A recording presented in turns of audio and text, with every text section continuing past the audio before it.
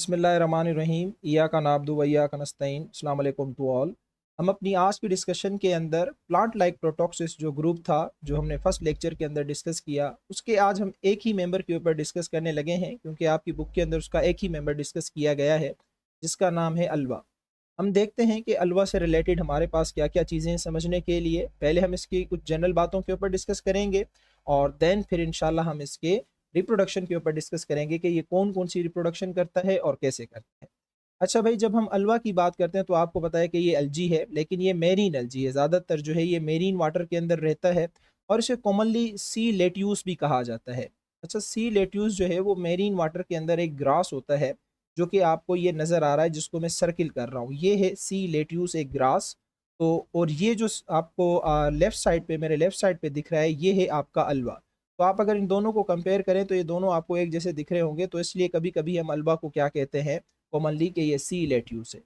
अच्छा, अगर हम अलवा की बॉडी की बात करें, जिसे हम थैलस कहते हैं, तो वो एक एलोंगेटेड, उसके अंदर जो ब्लेड्स मौजूद होते हैं, यहाँ पे लफ्ज़ ब्लेड से मुराद है उसकी ब्रांचेस, तो वो तकरीबन भी 30 सेंटीमीटर लॉन्ग होती हैं, जैसे आपको यहाँ पे इसकी ब्रांचेस दिखाई दे रही हैं। तो ये ब्लेड शेप की होती हैं, तो इसलिए इसकी ब्रांचेस को ब्लेड कहा जाता है, विच इज़ नॉट नेसेसरी। ज़रूरी नहीं है कि आप ये बात याद करें या लिखें, जस्ट आपकी बुक का पार्ट था तो मैंने आप लोगों से शेयर कर दिया।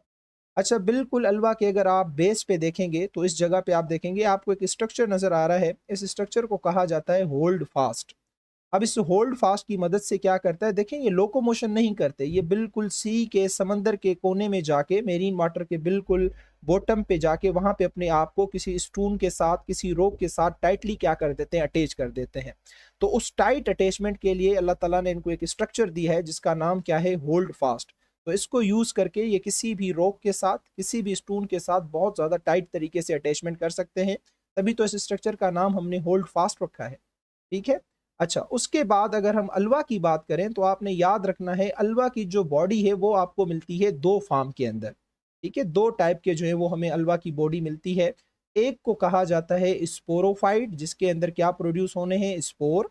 और दूसरे को कहा जाता है गेमेटोफाइट, जिसके अंदर क्या प्रोड्यूस होने हैं, गैमेट्स प्रोड्यूस होने हैं। अब ये जो स्पोरोफाइट है, आपने याद रखना है, इसके अंदर जो क्रोमोसोम्स का नंबर होता है वो 26 होता है, यानी कंप्लीट नंबर ऑफ क्रोमोसोम्स होता है। आपको पता है कि हम कंप्लीट नंबर ऑफ क्रोमोसोम्स के लिए एक टर्म यूज करते हैं जिसको हम क्या कहते हैं, डिप्लॉइड। तो यानी स्पोरोफाइट जो है वो इसका डिप्लॉइड होता है, यानी कि इसके अंदर कंप्लीट नंबर ऑफ क्रोमोसोम्स होता है, दैट इज 26। और अगर हम गैमेटोफाइट की बात करें तो गैमेटोफाइट के अंदर हाफ नंबर ऑफ क्रोमोसोम्स होता है, यानी कि हैप्लॉइड। और हाफ के लिए हम कौन सी टर्म इस्तेमाल करते हैं, हैप्लॉइड, या फिर इसे मोनोप्लॉइड भी कहा जाता है। तो गेमेटोफाइट जो है वो इसका क्या होता है, हैप्लॉइड होता है, यानी कि उसके अंदर 13 नंबर जो है वो क्रोमोसोम्स के होते हैं, ये आपने याद रखना है। अच्छा, जब हम इसकी साइकिल स्टार्ट करेंगे तो उसमें मैं आपको दिखाऊंगा कि इसका जो स्पोरोफाइट है और इसका जो गेमेटोफाइट है वो दोनों मॉर्फोलॉजिकली सिमिलर होते हैं। अगर उनको आप देखेंगे ना, स्पोरोफाइट को और गेमेटोफाइट को, तो मॉर्फोलॉजिकली दोनों सिमिलर होते हैं, तो इसलिए इनके लिए एक टर्म इस्तेमाल होती है जिसे आइसोमॉर्फिक कहा जाता है। वर्ड आइसो का मतलब होता है सेम और मॉर्फिक का मतलब होता है फॉर्म, शक्ल। तो इन दोनों की शक्लें एक जैसी होती हैं, तो लिहाजा इनको क्या कहा जाता है, आइसोमॉर्फिक कहा जाता है। अच्छा ठीक है। अब ये तो कुछ जनरल बातें थी, अभी हम बात कर लेते हैं कि अलवा के अंदर जो है वो रिप्रोडक्शन कैसे होती है और कितने किस्म की होती है। तो अलवा के अंदर टू टाइप्स की रिप्रोडक्शन होती है। एक को कहा जाता है सेक्सुअल रिप्रोडक्शन और दूसरे को कहा जाता है एसेक्सुअल रिप्रोडक्शन। अब आपने याद रखना है, जो एसेक्सुअल रिप्रोडक्शन है वो हमेशा स्पोरोफाइट के अंदर होती है और जो सेक्सुअल रिप्रोडक्शन है वो हमेशा गेमेटोफाइट के अंदर होती है। ये दो बातें बस आपने जहन में रखनी है। बाकी इंशाल्लाह जब मैं साइकिल स्टार्ट करूंगा तो इंशाल्लाह आपको सारी चीज़ें भी अच्छे से समझ आ जाएंगी। इस वक्त तक आप लोगों ने क्या याद रखना है कि अलवा की बॉडी हमें दो फॉर्म में मिलती है, एक स्पोरोफाइट, दूसरी गेमेटोफाइट। इसका जो स्पोरोफाइट होता है वो डिप्लॉइड होता है, यानी उसके अंदर कंप्लीट नंबर ऑफ क्रोमोसोम्स होते हैं। और इसका जो गेमेटोफाइट होता है वो हेप्लॉइड होता है, यानी कि उसके अंदर हाफ नंबर ऑफ क्रोमोसोम्स होते हैं। और अगर स्पोरोफाइट और गेमेटोफाइट को देखा जाए तो ये मॉर्फोलॉजिकली बिल्कुल सेम होते हैं, आप डिफरेंट नहीं कर सकते, तो इसलिए इनको आइसोमॉर्फिक कहा जाता है। और उसके बाद आपने ये याद रखना है कि स्पोरोफाइट के अंदर एसेक्सुअल रिप्रोडक्शन होती है और गेमेटोफाइट के अंदर सेक्सुअल रिप्रोडक्शन होती है। तो हम स्टार्ट करते हैं पहले एसेक्सुअल और फिर स्टार्ट करेंगे हम सेक्सुअल। तो ये उसकी सारी की सारी वो थ्योरी है जो कि मैं आपको बाद में समझाऊंगा, अच्छे तरीके से सारी पढ़वा दूंगा, तो इसके लिए आपको परेशान नहीं होना। इस साइकिल के जरिए पहले हम दोनों जो है वो सेक्सुअल और एसेक्सुअल समझेंगे, फिर मैं आपको थ्योरी भी पढ़वा दूंगा। अब आपने थोड़ा सा गौर करना है, मेरी बात के ऊपर फोकस करना है, समझना है बात को। तो ये हमारे पास एक पूरी बॉडी है स्पोरोफाइट। ये साइकिल स्टार्ट होती है यहाँ से, मैं एरो आपको दिखाता जाऊंगा, सर्किल करके आपको समझाता जाऊंगा, आप जस्ट मुझे सब्र व तहम्मुल के साथ सुने तो इंशाल्लाह आपको मेरी बात ज़रूर समझ आएगी। तो देखें ये हमारा स्पोरोफाइट है और आप सबको पता है कि स्पोरोफाइट डिप्लॉयड होता है, यानी कि इसके अंदर 26 नंबर ऑफ क्रोमोसोम्स होंगे। और स्पोरोफाइट को हमेशा हम किससे शो करते हैं, 2n से शो करते हैं। क्लियर, जो डिप्लॉयड नंबर होता है ना उसको 2n से शो किया जाता है। अब इस स्पोरोफाइट के अंदर इन जगहों पे आप देखेंगे एक खास किस्म के स्पेशल स्ट्रक्चर मौजूद होते हैं, जिनको इस डायग्राम के अंदर, इस इमेज के अंदर माइक्रोस्कोप पे दिखाया जा रहा है। इन स्ट्रक्चर को कहा जाता है स्पोरेंजिया। ये जो आपको राउंड स्ट्रक्चर अंदर दिखाए जा रहे हैं ना, ये वाले, ये स्ट्रक्चर कहलाते हैं स्पोरेंजिया। आप सबको नजर आ रहे होंगे। अच्छा, अब आपने सेकंड बात ये याद रखनी है कि इन स्पोरेंजिया के अंदर आपको एक एक सेल नज़र आ रहा होगा, एक एक चार चार ये सेल आप लोगों को नज़र आ रहे होंगे। एक्चुअली ये जो सेल हैं, इन सेलों को कहा जाता है, ये डिप्लॉयड सेल हैं। आप नोट कर लेना, ठीक है। ये डिप्लॉयड सेल है, अपने जर्नल पे जो आप खोल के बैठे हुए हो, ये हम कहते हैं कि डिप्लॉयड सेल हैं, या फिर इनको कहा जाता है ये मदर सेल्स हैं, ठीक है। या डिप्लॉयड सेल्स कहा जाता है, या इनको क्या कहा जाता है, मदर सेल्स। इनके अंदर कंप्लीट नंबर ऑफ क्रोमोसोम्स जो है वो मौजूद होता है, ये बात आपने याद रखनी। अब होगा क्या कि ये जो स्पोरेंजिया हैं, स्पोरेंजिया कहा जाता है बेसिकली स्पोर प्रोड्यूसिंग ऑर्गेन को, ठीक है। इनके अंदर क्या प्रोड्यूस होने हैं, स्पोर प्रोड्यूस होने हैं। और इन स्पोरेंजिया के अंदर इस वक्त जो है वो डिप्लॉयड सेल मौजूद हैं या फिर मदर सेल मौजूद हैं। इन डिप्लॉयड सेल के अंदर या मदर सेल के अंदर एक प्रोसेस होता है जिसे मियोसिस कहा जाता है।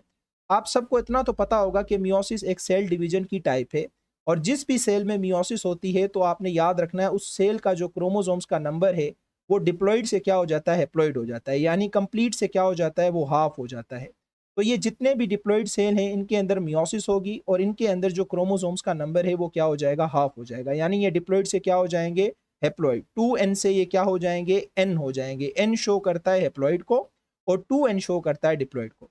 तो इन स्पोरेंजिया के अंदर मौजूद जो डिप्लॉयड सेल हैं उनके अंदर मियोसिस होगी, और मियोसिस के नतीजे में आपने याद रखना है टोटल बनते हैं 4 सेल। इस तरह से कितने सेल बन जाएंगे, 4 सेल बन जाएंगे। ओके, इन चारों सेलों को कहा जाता है हैप्लॉइड सेल्स। क्या कहा जाएगा इनको, हैप्लॉइड सेल्स के, यानी इनके अंदर हाफ नंबर ऑफ क्रोमोसोम्स जो हैं वो मौजूद है। यहाँ तक की बात समझ आ गई।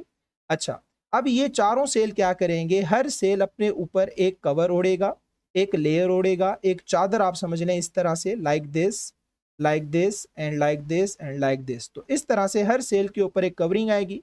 जब कवरिंग आएगी तो अब ये हैप्लॉइड सेल नहीं है, अब हम इन्हें कहेंगे कि ये क्या बन गए हैं, स्पोर बन गए हैं। क्या बन गए हैं, ये स्पोर्स बन गए हैं। ठीक है, यहाँ तक बात समझ आ गई आप लोगों को। Okay, that's great. अच्छा, अब इन स्पोर्स को अगर आप थोड़ा सा गौर से देखें, थोड़ा सा माइक्रोस्कोप पे रख के देखें, तो आपको हर स्पोर के ऊपर एक नहीं, दो नहीं, तीन नहीं, बल्कि 4 फ्लेजिला नजर आएंगे। टोटल 4 फ्लेजिला हर एक स्पोर के ऊपर आपको नजर आएंगे, और इन 4 फ्लेजिला की वजह से इन स्पोर का पूरा नाम है क्वाड्री फ्लेजिलेट। क्वाड्री फ्लेजिलेट का मतलब क्या है, क्वाड्री मीन्स 4, फ्लेजिलेट इसलिए कह रहे हैं क्योंकि फ्लेजिला हैं, और ऐसे स्पोर जिनके ऊपर फ्लेजिला लगा हुआ हो उनको जू स्पोर्स कहा जाता है। जैसा कि आप यहाँ पे देख सकते हैं कि ये जो स्पोर हैं इनके ऊपर 4 फ्लेजिला है और इनका पूरा नाम है क्वाड्री फ्लेजिलेट जू स्पोर्स। देखिए, मैं आपसे पूछूंगा कि जू स्पोर और स्पोर में क्या फर्क है, तो आप सारे मिलके मुझे जवाब देंगे कि सर जू स्पोर उन्हें कहा जाता है जिनके ऊपर फ्लेजिला लगा हुआ हो, ठीक है, जो मूव करते हो, और स्पोर उन्हें कहा जाता है जिनके ऊपर फ्लेजिला नहीं लगा हुआ होता। ठीक है, इसी तरीके से जो स्पोरेंजिया है और दूसरा लफ्ज है जू स्पोरेंजिया, तो इन दोनों में क्या फर्क हो जाएगा, ये आप लोगों ने मुझे कमेंट बॉक्स में बताना है कि स्पोरेंजिया में और जू स्पोरेंजिया में क्या फर्क है। क्योंकि स्पोर और जू स्पोर का फर्क तो मैंने आपको बता दिया कि जू स्पोर वो जिसके ऊपर फ्लेजिला लगे हुए हों, लेकिन स्पोर वो जिसके ऊपर फ्लेजिला ना लगे हुए हों। ओके, अब क्या होगा कि ये स्पोरोफाइट था जो कि डिप्लॉयड था, इसके अंदर स्पोरेंजिया मौजूद थे जहाँ पे स्पोर प्रोड्यूस होते हैं, और इन स्पोरेंजिया के अंदर डिप्लॉयड मदर सेल मौजूद थे, और उनके अंदर हमने एक डिवीजन की टाइप करवाई जिसका नाम मियोसिस है। उस मियोसिस के नतीजे में 4 हैप्लॉइड सेल बने, और चारों सेलों ने अपने ऊपर एक लेयर जो है वो लगाई, सराउंड की, और उसके बाद ये बन गए स्पोर। फिर हमने देखा कि हर स्पोर के ऊपर 4 फ्लेजिला मौजूद हैं, तो हमने इनका नाम स्पोर से चेंज करके इनका नाम क्या रख दिया, क्वाड्री फ्लेजिलेट जू स्पोर्स। यहाँ तक बात समझ आ गई आप लोगों को। अब ये जो क्वाड्रीफ्लेजिलेट ज़ूस्पोर्स हैं ये अपने अंदर माइटोसिस करेंगे, अपने आप को डिवाइड करते रहेंगे, अपना नंबर बढ़ाते रहेंगे, बहुत सारा अपना नंबर ये बढ़ा देंगे और फिर ये सारे स्पोर्स जर्मिनेट करना स्टार्ट कर देंगे। उन सारे स्पोर्स में से हम सिर्फ 2 स्पोर ले रहे हैं ताकि आपको ये साइकिल अच्छे से समझ आए। इसका मतलब हरगिज ये नहीं है कि ज़ू स्पोर सिर्फ 2 ही बनते हैं, 4 बनते हैं, 5, बहुत सारे बनते हैं। हम आपको समझाने के लिए सिर्फ 2 लेते हैं ताकि आपको बात अच्छे तरीके से समझ आ जाए। तो ये जब ज़ू स्पोर्स बन जाते हैं तो ये अपने आप को डिवाइड करते हैं, अपने अंदर माइटोसिस करते हैं। आपको पता है माइटोसिस भी एक सेल डिवीजन की टाइप है जिसमें क्रोमोसोम्स का नंबर सेम रहता है, यानी कि अगर ये ज़ू स्पोर एन है, हेप्लॉइड हैं, तो फिर ये क्या रहेंगे, एन ही रहेंगे, इनका मजीद नंबर चेंज नहीं होगा। ठीक है, तो ये माइटोसिस करेंगे, अपने नंबर को बढ़ाएंगे, बहुत सारे जो है वो ज़ू स्पोर्स बना लेंगे। फिर उसके बाद क्या होगा कि ये स्पोर्स जर्मिनेट करना स्टार्ट कर देंगे, ये स्पोर ग्रो करना स्टार्ट कर देंगे, जैसा कि आप इस इमेज में देख सकते हो, यहाँ पे आप देख सकते हो। तो इन सारे स्पोर्स ने अपने आप को क्या कर दिया है, ग्रो करना स्टार्ट कर दिया है। तो याद रखना, जैसे ये ग्रो करते हैं, बड़े हो जाते हैं, तो अपने फ्लैजिला को ये लूज कर देते हैं, अपने फ्लैजिला को हटा देते हैं। देखें जैसे बड़े होते जा रहे हैं ना, तो इनके अंदर आप देख रहे हैं कि फ्लैजिला क्या होते जा रहे हैं, गुम होते जा रहे हैं, और यहाँ पे आके इनके फ्लैजिला कंप्लीट तरीके से गुम हो गए हैं। अब ये बिल्कुल बड़े हो जाएंगे और बड़े होके ये क्या बना लेंगे, गेमेटोफाइट बना लेंगे। अब इसमें ये वाला जो है ये मेल गेमेटोफाइट है और ये वाला जो है ये फीमेल गेमेटोफाइट है। एक फीमेल गेमेटोफाइट है और दूसरा हमारे पास क्या है, मेल गेमेटोफाइट है। तो यानी कि हम सिर्फ 2 स्पोर को इसलिए ले रहे थे क्योंकि हमें मेल और फीमेल को जो है वो कंसीडर करना था। अब यहाँ तक की जो साइकिल है, ये यहाँ तक जो हमने साइकिल पढ़ी, इस साइकिल को कहा जाता है कि ये एसेक्सुअल रिप्रोडक्शन है। ठीक है, this is called as asexual reproduction. अब क्या होगा कि गेमेटोफाइट से आगे अब इसकी जो साइकिल शुरू होगी वो कौन सी शुरू होगी, वो सेक्सुअल रिप्रोडक्शन वाली शुरू होगी। ये भी बहुत आसान है, थोड़ा सा आप मुझे समझेंगे तो इंशाल्लाह आपको बात समझ आ जाएगी। अब ये है गेमेटोफाइट, एक मेल गेमेटोफाइट है, दूसरा फीमेल गेमेटोफाइट है, और दोनों एन है, ये भी एन है और ये भी एन है। अब इन गेमेटोफाइट के अंदर भी कुछ खास जगहें होती हैं जहाँ पे इनके स्पेसिफिक स्ट्रक्चर लगे हुए होते हैं, जो कि यहाँ पे आप लोगों को माइक्रोस्कोप पे दिखाने की कोशिश की जा रही है। तो आप देखें, इनको क्या कहा जा रहा है, गैमेटेंजिया कहा जा रहा है। अब आप सबको पता है कि गैमेटेंजिया किसे कहा जाता है, गैमेटेंजिया कहा जाता है गैमेट प्रोड्यूसिंग ऑर्गेन को। जहाँ पे गैमेट प्रोड्यूस होते हैं ना, उस ऑर्गेन को गैमेटेंजिया कहा जाता है। जिस तरह से हम स्पोरेंजिया किसे कह रहे थे, जहाँ स्पोर प्रोड्यूस होते हैं, इसी तरीके से हम गैमेटेंजिया उसे कहते हैं जहाँ पे क्या प्रोड्यूस होते हैं, गैमेट्स प्रोड्यूस होते हैं।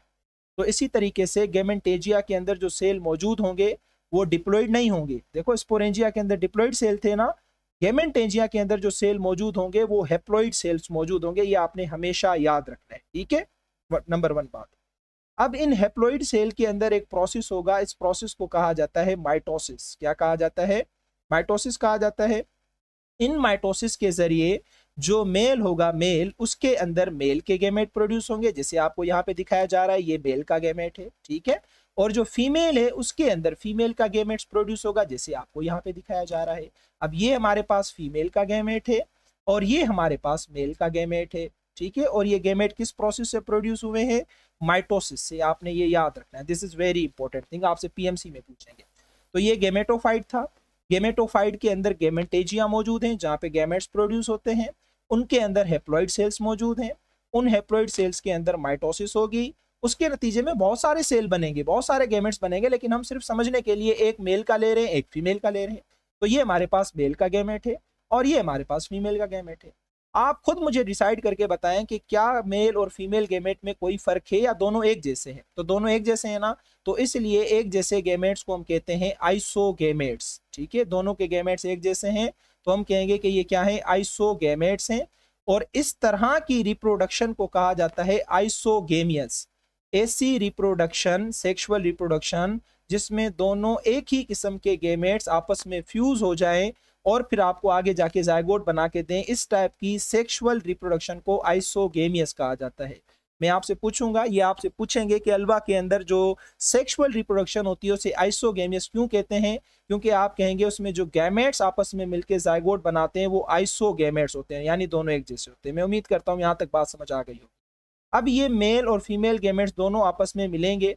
इस मिलने वाले प्रोसेस को आप वैसे तो फर्टिलाइजेशन कहते हो, लेकिन यहाँ पे इनकी फर्टिलाइजेशन के लिए एक खास लफ्ज इस्तेमाल हुआ है जिसे हम साइनगेमी कहते हैं। ये आपने याद रखना है, साइनगेमी फर्टिलाइजेशन के लिए अल्टरनेटिव टर्म इस्तेमाल की गई है। तो जैसे साइन गेमी होगी, नतीजे में आपको पता है, ये देखें यहाँ पे साइन गेमी हुई और इसके नतीजे में एक स्ट्रक्चर बनेगा जिसका नाम हम क्या रखते हैं, जाइगोट रखते हैं। ठीक है, अब आप थोड़ा सा एक और बात भी फोकस करें, अगर गौर करें तो इनके जो गेमेट्स हैं, हर गेमेट्स के ऊपर दो दो फ्लेजिला लगे हुए हैं। ये मेल का गेमेट है, इस पे दो फ्लेजिला है। ये फीमेल का गेमेट है, इस पे भी कितने फ्लेजिला हैं, दो फ्लेजिला हैं। तो इसलिए इनके गेमेट्स को कहा जाता है कि ये बायफ्लेजिलेट होते हैं, दोनों एक जैसे होते हैं, आइसोगेमेट्स कहा जाता है। दोनों के ऊपर दो दो फ्लेजिला है तो इसलिए इन्हें बायफ्लेजिलेट्स कहा जाता है। अब जाहिर सी बात है, दो फ्लेजिला मेल गेमेट के, दो फ्लेजिला फीमेल गेमेट के जब ये मिलेंगे तो जाइगोट के ऊपर दोबारा से कितने फ्लेजिला हो जाएंगे, चार फ्लेजिला हो जाएंगे। और ये जाइगोट दोबारा से क्या हो जाएगा, डिप्लॉइड हो जाएगा। एक एन आएगा फीमेल से और एक एन आएगा मेल से, तो एन और एन क्या हो जाएगा, 2n। तो इसका जाइगोट दोबारा से क्या हो जाएगा, 2n हो जाएगा। ठीक, और इनके जाइगोट के ऊपर कितने फ्लेजिला आ जाएंगे, चार, क्योंकि दो मेल से दो फीमेल से। तो इसका जाइगोट जो है वो क्वाड्री फ्लेजिलेट होता है, यानी उसके ऊपर चार फ्लेजिला होते हैं और उसकी नेचर डिप्लॉइड होती है, यानी कि उसके अंदर क्रोमोसोम्स का नंबर दोबारा से क्या हो जाता है, 2n हो जाता है। फिर ये जाइगोट क्या करेगा, थोड़ा सा बड़ा होगा, थोड़ा सा ग्रो करेगा, जैसे यहाँ पे लिखा हुआ है। ये जाइगोट जब ग्रो करेगा तो ग्रो होने के बाद ये अपने फ्लेजिला को क्या कर देगा, लॉस कर देगा, जैसा कि आपको इन दोनों इमेजेस में नजर आ रहा है। तो जब ये फ्लेजिला को लॉस करेगा, दोबारा से बड़ा होके ये क्या बना लेगा, स्पोरोफाइट, जो कि दोबारा से 2n बन जाएगा। कितनी आसान सी साइकिल है। फिर क्या होगा, इस स्पोरोफाइट के अंदर जो स्पोरेंजिया हैं उनके अंदर मियोसिस होगी, फिर जूस्पोर बनेंगे, वो फिर अपने नंबर को माइटोसिस से बढ़ाएंगे। उनमें से हम सिर्फ दो को कंसीडर करते हैं, दो बड़े हो जाएंगे, एक मेल गेमेटोफाइट कहलाएगा, दूसरा फीमेल गेमेटोफाइट, लेकिन ये दोनों एन होंगे। अब क्या होगा, यहाँ पे इसकी ये सेक्सुअल रिप्रोडक्शन खत्म हो गई और यहाँ से सेक्सुअल रिप्रोडक्शन शुरू हो जाएगी। इनके गेमेटोफाइट के अंदर गेमेटेंजिया मौजूद होते हैं और उन गेमेटेंजिया के अंदर हेप्लॉइड सेल्स मौजूद होते हैं, उनमें माइटोसिस होती है, नतीजे में इनके गैमेट्स बनते हैं। इनके हर गैमेट्स के ऊपर दो फ्लेजिला लगे हुए होते हैं, तो इसलिए इनके गैमेट्स को बायफ्लेजिलेट कहा जाता है। और दोनों एक जैसे होते हैं तो इसलिए इन्हें आइसोगेमेट्स कहा जाता है और इसकी रिप्रोडक्शन को आइसोगेमिस कहा जाता है। ये दोनों जब आपस में मिलेंगे, इनकी जब फर्टिलाइजेशन होगी, इस प्रोसेस को साइन गेमी कहा जाता है। और इस तरह से इनका जो जाइगोट बनेगा वो दोबारा से 2n हो जाएगा, क्योंकि एक एन मेल से आएगा, एक फीमेल से, तो 2n हो जाएगा। और दो फ्लेजिला मेल से, दो फ्लेजिला फीमेल से, तो दोबारा से जाइगोट के ऊपर चार फ्लेजिला हो जाएंगे। ये जाइगोट थोड़ा सा ग्रो करेगा, बड़ा होगा, फ्लेजिला को लॉस करेगा और इस तरह से ग्रो करके दोबारा से ये क्या बन जाएगा, स्पोरोफाइट बन जाएगा। कितनी आसान सी साइकिल है। और फिर ये स्पोरोफाइट दोबारा वही साइकिल रिपीट करेगा। सो इस तरह से इसके अंदर सेक्सुअल और एसेक्सुअल लाइफ साइकिल चलती है। अब मैं उम्मीद करता हूं कि आप लोगों को ये पूरी साइकिल अच्छे से समझ आ गई होगी, अगर आप इंसान के बच्चे हैं तो। ओके, तो अब इसकी हम थ्योरी पढ़ लेते हैं थोड़ी सी। एसेक्सुअल रिप्रोडक्शन की बात करें तो एसेक्सुअल जो रिप्रोडक्शन है उसे क्वाड्रीफ्लेजिलेट ज़ूस्पोर्स कहा जाता है।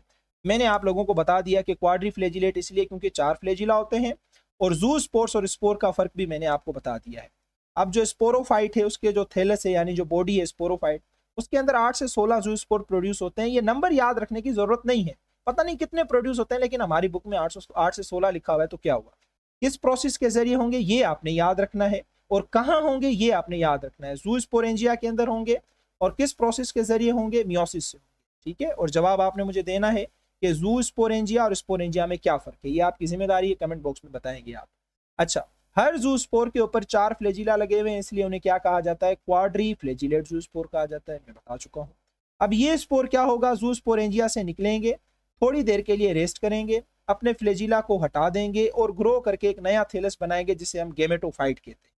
अब इनमें से हम सिर्फ दो कंसीडर करेंगे, एक मेल और दूसरा फीमेल, क्योंकि आगे में सेक्सुअल साइकिल चलानी है, सेक्सुअल लाइफ साइकिल चलानी है। तो स्टार्ट हो गई आपकी सेक्सुअल लाइफ साइकिल।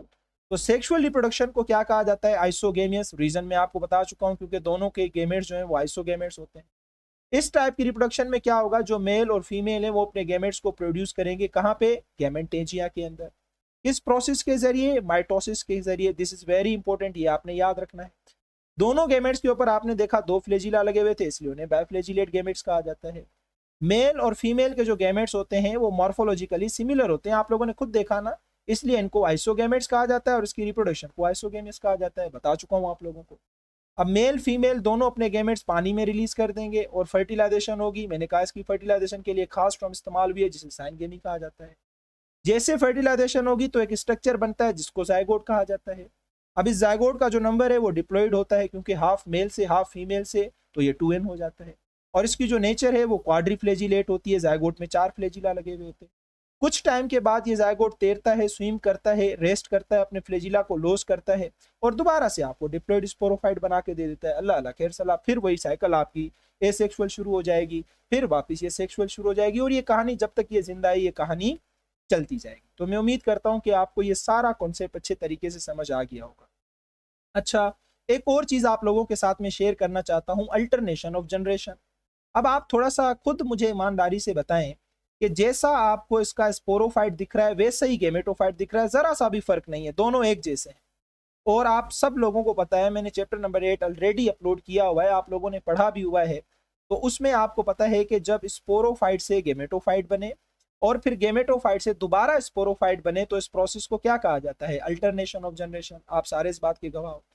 और अगर इन दोनों को देखा जाए तो दोनों एक जैसे हैं, तो इसलिए इसकी अल्टरनेशन ऑफ जनरेशन को क्या कहा जाता है, आइसोमॉर्फिक कहा जाता है। अगर हम प्लांट की बात करें ना, तो प्लांट के अंदर भी स्पोरोफाइट से गेमेटोफाइट बनता है और गेमेटोफाइट से स्पोरोफाइट बनता है, लेकिन प्लांट का स्पोरोफाइट और गेमेटोफाइट इन दोनों में जमीन आसमान का फर्क होता है, वो दिखने में एक जैसे नहीं होते। तो इसलिए प्लांट के अंदर जो अल्टरनेशन ऑफ जनरेशन होती है उसे क्या कहा जाता है, हेटेरोमॉर्फिक अल्टरनेशन ऑफ जनरेशन। लेकिन अल्वा के अंदर जो हो रही है उसको क्या कहा जाएगा, आइसोमॉर्फिक अल्टरनेशन ऑफ जनरेशन। तो ये वो वाली बात लिखी हुई है कि alternation of generation, the life cycle of Alva is completed in 2 stages, sporophyte and gametophyte. क्या होगा, जो डिप्लॉयड स्पोरोफाइट है वो एप्लॉयड स्पोर प्रोड्यूस करेगा मियोसिस से, फिर वो जो जूल स्पोर्स हैं वो सबसे बड़े हो जाएंगे और हेप्लॉइड गेमेटोफाइट बनाएंगे। फिर जो गेमेटोफाइट है उसमें हेप्लॉइड गेमेट्स प्रोड्यूस होंगे जो कि आपस में मिलकर डिप्लॉयड स्पोरोफाइट बनाएंगे। इस तरह की लाइफ साइकिल को क्या कहा जाता है, अल्टरनेशन ऑफ जनरेशन। नोट के अंदर वही बात लिखी हुई है जो मैंने आपको बताई, in case of Ulva sporophyte and gametophyte are morphologically similar, that's why this cycle is called as isomorphic alternation of generation. मैं उम्मीद करता हूं कि ये साइकिल आप लोगों को अच्छे तरीके से समझ आ गई होगी। उसके अलावा भी अगर आपको कोई बात समझ नहीं आई तो मेरा कमेंट बॉक्स तो हमेशा आप लोगों के लिए खुला हुआ है, आप लोग जब भी दिल चाहे आप लोगों का आप क्वेश्चन पूछ सकते हो। मुझे जब टाइम मिलेगा मैं आपका मैसेज सीन करूंगा कमेंट और इंशाल्लाह आपको ज़रूर जवाब दूँ। अपना बहुत सारा ख्याल रखिएगा। अल्लाह हाफ़िज़।